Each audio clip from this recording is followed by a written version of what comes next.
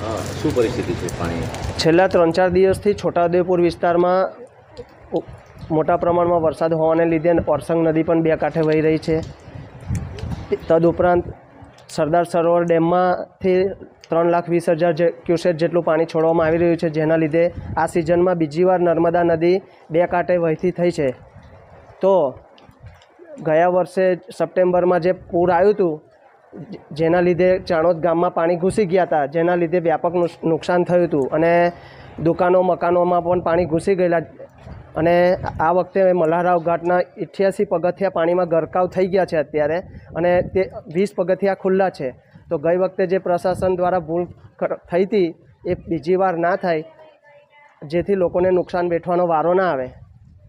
પાણી સપાટી વધે તો કઈ રીતે વધી શકે? સપાટી વધે તો 20 પગથિયા હવે બાકી છે, જે ડૂબે તો પાણી ગામમાં પ્રવેશે તો ફરી ગામ લોકોને નુકસાન વેઠવાનો વારો આવે એવી પરિસ્થિતિ છે. તંત્રને શું કહે છે? તંત્રને તમારા માધ્યમથી જણાવીએ છીએ કે આ વખતે પાણી છોડવામાં ખૂબ કાળજી રાખે, જેથી ગામજનો તરફથી અમે વિનંતી આપને કરીએ છીએ કે આ ગામમાં કોઈને નુકસાન ના થાય, નદી કાંઠાના વિસ્તારોને.